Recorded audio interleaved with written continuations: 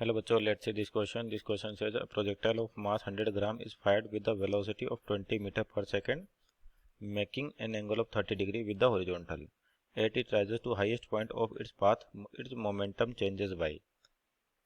तो यहाँ पे आपका बेसिकली क्या कॉन्सेप्ट है, प्रोजेक्टाइल बेस्ड क्वेश्चन है, तो की कॉन्सेप्ट क्या लिख सकते हैं अपन यहाँ पर। तो देखिए आपके पास हो क्या रहा है कि पार्टिकल को कोई वेलोसिटी दी गई हो, हाईएस्ट पॉइंट पे अपने को मोमेंटम चेंज बताना है। तो प्रोजेक्टाइल मोशन कर रहा है यहाँ पर, तो यानी कि बता कह सकते हैं कि velocity in projectile motion, velocity in projectile motion.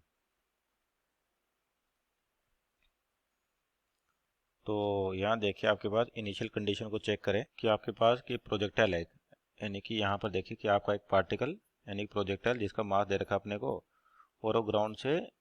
You velocity और उसकी वैल्यू कितनी 20 मीटर पर सेकेंड और 30 डिग्री पर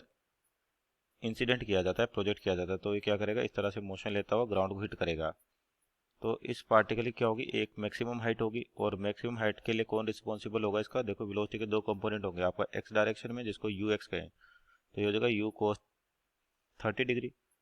तो आपके पास यहाँ पर यू 20 दे रखा है, कोस 30 की वैल्यू क्या होती है √3/2, तो यानी कि 10√3 मीटर पर सेकंड। तो एक्स में वेलोसिटी होगी आपके पास ये, वाई में वेलोसिटी निकाले उसी तरीके से यू वाई, तो यू वाई की वैल्यू क्या हो जाएगी यू साइन 30 डिग्री, तो यानी कि u कितना है 20 और साइन 30 हो जाएगा आपके पास 2 1/2, यानी कि ये आ जाएगा 10 मीटर पर सेकेंड। और आपके पास हाईएस्ट पॉइंट पे केवल वेलोसिटी का हॉरिजॉन्टल कंपोनेंट रहता है, और ये वैल्यू मान लेते v है, और आपके पास प्रोजेक्टाइल मोशन में एक्स डायरेक्शन में कोई एक्सेलेरेशन नहीं है, यानी कि हॉरिजॉन्टल में वेलोसिटी हमेशा क्या रहती है, सेम रहती है, यानी कि v की वैल्यू आपकी यू एक्स के बराबर रहेगी, और जिसकी वैल्यू कितनी है 10√3 है। तो आपको यहाँ पर मोमेंटम चेंज बताना है कि हाईएस्ट पॉइंट पे मोमेंटम चेंज कितना हुआ। तो अब अपने को मोमेंटम चेंज चाहिए, तो इनिशियल मोमेंटम की बात करें, देखिए यहाँ पे आपके पास केवल देखा जाए तो हाईएस्ट पॉइंट पे केवल एक ही वेलोसिटी है, तो डायरेक्ट क्या कर सकते हैं अपन, मोमेंटम निकाल सकते हैं एक्स और वाई का कंबाइंड।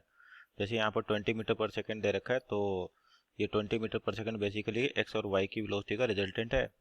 तो अगर यहाँ पर मोमेंटम लिखे अपन, मोमेंटम मान लेते हैं इनिशियल मोमेंटम को पी आई लिखे अपन, तो ये हो गया था मास इंटू वेलोसिटी, मास है 100 ग्राम, यानी कि आपके पास 100 इंटू 10⁻³ किलोग्राम में बदले तो 10⁻³ और इनिशियल वेलोसिटी कितनी 20 है आपके पास, तो ये बचेगा 2, आपके पास कितना आएगा 2। उसी तरह से फाइनल मोमेंटम निकाले अपन, तो मास इंटू वेलोसिटी यानी कि 100 ग्राम इंटू 10⁻³ और वेलोसिटी कितनी यहाँ पर आपके पास 10√3,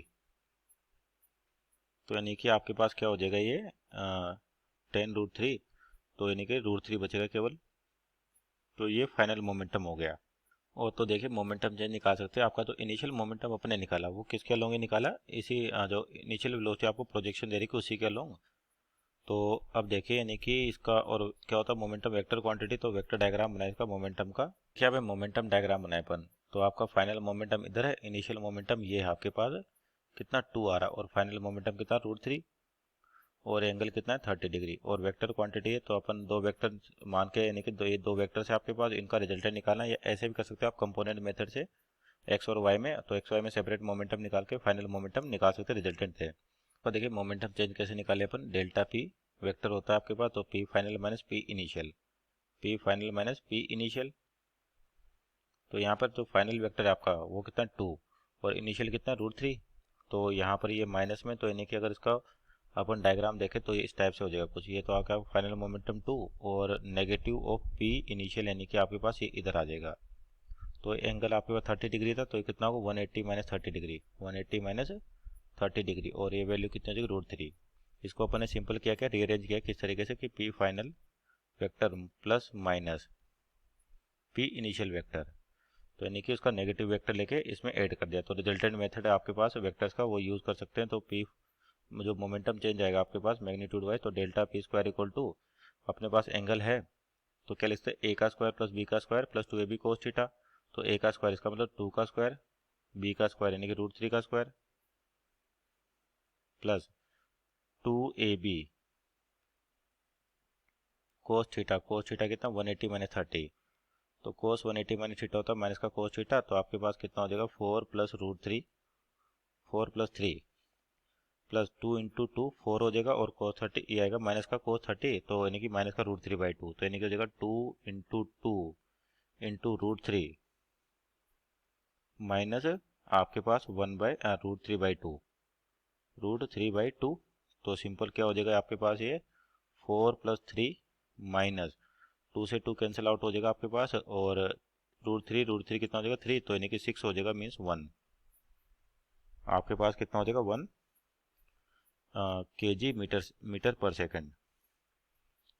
और डेल्टा पी स्क्वायर, तो डेल्टा पी की वैल्यू निकाले तो अंडर रूट में आएगी, तो अंडर रूट 1 कितना 1 ही होगा, तो यानी कि फाइनल मोमेंटम या चेंज इन मोमेंटम जो आएगा 1 kg मीटर पर सेकंड। तो ऑप्शन चेक करें यहाँ पे, तो ऑप्शन नंबर आपका B is the right answer. Hope you understood well, best of luck.